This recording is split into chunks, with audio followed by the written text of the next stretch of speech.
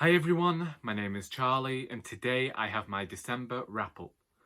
One book that you won't see mentioned here is Sylvia's Lovers by Elizabeth Gaskell. Because despite trying to finish that darn book since October, I didn't manage to do so. It has been a slow reading process. I am having mixed results with it. Sometimes I'm really enjoying that book and can fly through it, and other times I find the prose somewhat like walking through treacle. Therefore, I have decided that it is okay to hang over books from one year to the next, for it is just another day in the week. And time is a human construct, so I can say that I'm on a different calendar waiting for a different calendar year to end. Or I can just call it a head start for 2021. Anyway, the first book that I read in December is The Miracle on Ebenezer Street by Catherine Doyle. If you were planning on reading a book with your children in December this year and you wanted to get yourself a head start, then I'd go to this one. It is a magical tale that deals with childhood grief, and had I had this book as a child, I know that it would have gone a long way to helping me process my own grief, because it would have shown me how adults grieve as well. Because as a child, when it comes to grief, you're incredibly selfish. I know that I was, and think that it is only affecting you and can only think about your own feelings. But reading this, Catherine Doyle puts the spotlight on the father's feelings of grief after the death of his wife, who is our protagonist's mother.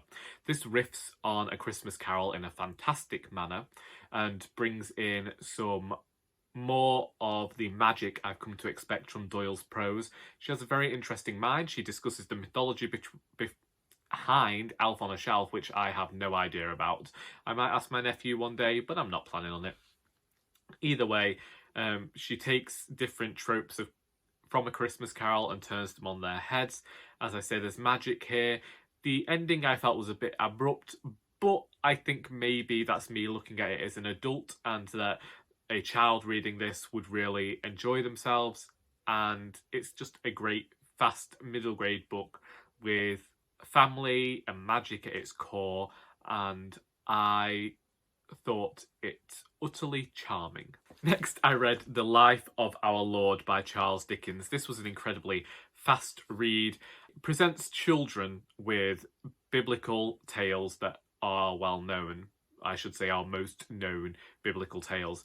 If you're a practicing Christian and want to give your children tales from the Bible in an accessible format, then this is a very good way to do that. Charles Dickens wrote these stories for his children, so there isn't a lot of the flowery, grandiloquent prose that you would expect from him. It is very much simple, plain English. I did have a few issues with some anti-Semitism that goes on within the pages. I dislike this idea that poor people are worth less than rich people, and that we should almost look down on them but know that it's not really their fault. And it doesn't sit well with me, the book doesn't, because I think that it has some of the more harmful aspects that certain Christians use, where they will do a bad thing but think it's okay because they're a Christian.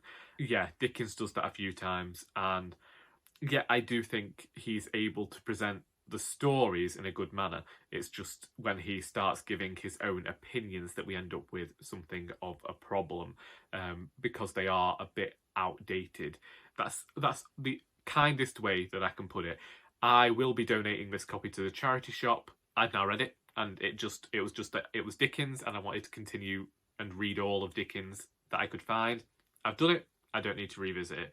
I'm still not the most religious person, so I didn't think I'd get on with this book as much as I did. As I say, I found some goodness in it. Next, I read Autumn by Ali Smith. This was part of a read-along hosted by Sarah over at Hardcover Hearts, where a ton of us came together and discussed this book, and will continue to do so with the rest of the seasonal quartet as the months go on. I have to say that reading this book a second time, looking back on it as opposed to living in what Ali Smith is talking about, kind of makes me think of like 2016 as something like the good old days, and my Nana Amy would kill me for that, because as she famously said, anyone who called them the good old days never lived in them. I think that in 2016 it was also like the period of unfathomable sadness for me. So like anything going on in the world, I wasn't really noticing. I think that looking back on this book and reading it a second time and reading it as part of this group, I got a lot more out of it than I had done the first time. The first time I just whizzed through it and thought, yeah, that's great prose. I'm loving this relationship between the protagonist and her friend Daniel. But reading it back a second time, I'm able to think about more what Smith is referencing. I was very lucky to have people who were in this group who knew what Smith was referencing and were able to discuss it in such a way. So yeah, it was a great read a second time round, and I'm looking forward to reading Winter with everyone and seeing what we pull out of that one. Next, I read A Christmas Carol by Charles Dickens. I actually didn't get the time to read this one, so I downloaded the free audiobook read by Hugh Grant off Audible. So I'm going to talk about the narration. I do not think it was good narration, and I can't help but feel like it had been abridged and edited somewhat, because it just didn't seem like, some of the words didn't seem like Dickens, and I felt like stuff was being pulled out of the films, and maybe they didn't edit it, but I feel like they did. And I didn't enjoy Hugh Grant's narration. It felt a bit too smarmy for the tale. It just didn't have the gusto that I've come to expect from a narrator of A Christmas Carol. So I didn't get to read this year as I would have liked to. Things got in the way. But I listened to it. And I listened to it after watching the Scrooge musical with Albert Finney, which is one of my favourite adaptations. So then listening to it just didn't work. Next, I reread The Lollipop Shoes by Joanne Harris. I've been talking for months about how Joanne Harris is basically my favourite writer of the moment. This is the sequel to Chocolat, and sees Vianne Rocher under an assumed name in Paris, having fled Lansquenet. And she is approached by Zosie de l'Alba, who you get this idea is basically Vianne's doppelganger. I have read an interview with Joanne Harris on her website where she reveals that in each of these books she wants to set up Vianne against someone who could be her, who could have led the life that she has led. I had forgotten how this book ended, and in my head it went a lot differently than it did. So when I read it this time round, I did feel like the ending fizzled out a bit. However, there is so much magic within its pages. It felt so festive, so Christmassy. I found myself like criticising parts of it and then wondering, well, actually, is that just part of the charm of it? I was remembering the fact that I had to write a piece of fan fiction, basically, in my English language class, and I was coming across all of these pieces of paper that I put in to highlight a aspect of the story that I decided to respond to, which was the discussion as to whether Vianne is actually Vianne or whether she was this kidnapped child that you see mentioned throughout. There is mystery and there is darkness within here as well. There is this talk of magic and folklore, and I think that Joanne Harris really has a handle on that. I believe that in America this is published as The Girl with No Shadow, which makes sense when you read this book. And it's also great to see Vianne's daughter exploring her magic as she grows into puberty. It felt like this very nice mirroring, this allegory there that I liked, and also gives the reader a sense of who Vianne was as a teenager, and also the character of Zosie does give you this sense of who Vianne could have become had she gone down a different path. I do believe that Zosie is referenced in The Strawberry Thief, so I would say you have to have read this before you read that, which is the fourth book in the series. Again, I really enjoyed it, and if I could make this an annual reread, I would, but I wouldn't ever want to grow sick of this book, so I'll just read it when the feeling comes to me. Then I buddy read Utopia Avenue by David Mitchell with Sarah of Hardcover Hearts, who is all I have talked about this month because of all the buddy reads and the chats we've been having. But yeah, this ended up going onto my favourite books of 2020 list. This is the story of Utopia Avenue, a fictional band, and is set in the 1960s. It was great. I feel like David Mitchell really evoked the sense of time and place exceptionally well. It felt like the place was a character. It was also great to be reading this with Sarah, who has visited the places that are mentioned in the book and was able to come at me and tell me all of the settings and also the behaviours. And I'm really grateful for that. I wasn't the best buddy reader, as referenced in one of the vlogs I uploaded, but in the end, I found a favourite book. It also references works from Cloud Atlas and the Bone Clocks, books that I read earlier this year. And there is a chapter with Jasper that did feel a bit like fan service, but it also helps build on the world that Mitchell has been creating since Ghostwritten. I believe that Matthew of MCS Books actually uploaded a very grand review of this indeed, so I'll leave his video in the description because I think it's better coming from someone who has known Mitchell's work as long as he has explored it as much as he has. But I like the relationships between the characters here. I like that this didn't necessarily follow the typical Hollywood band story that we always see popularised in media.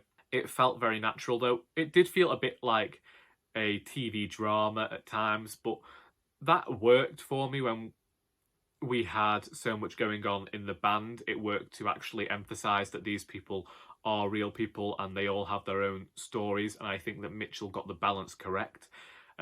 Also, the ending came out of nowhere.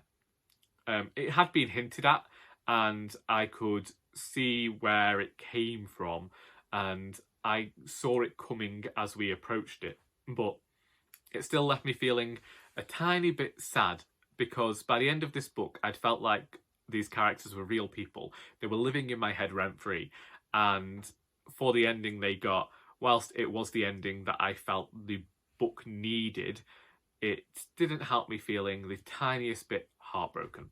Then I finished the Christmas Chronicles by Nigel Slater, which is diary entries and discussions of Christmas and thoughts about Christmas and telling the reader about folklore surrounding Christmas.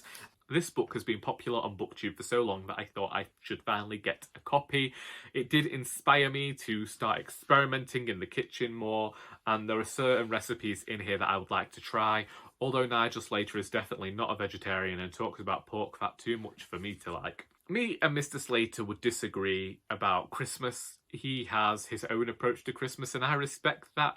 He has his own ideas of what Christmas should be, and I respect that he has his right to believe his thing, and I have my right to believe that everyone should do Christmas their own way.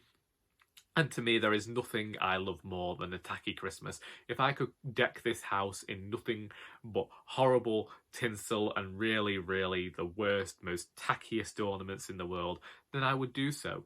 But it was nice to read about the snobbery of Mr. Slater here. He does repeat himself at times, but then again, I do think that this could also be seen as a very large recipe book, really. Yes, it's got the diary entries, and they were my favourite part to read. I did consider reading this again this year and following the actual diary path from November through to February, but we will see.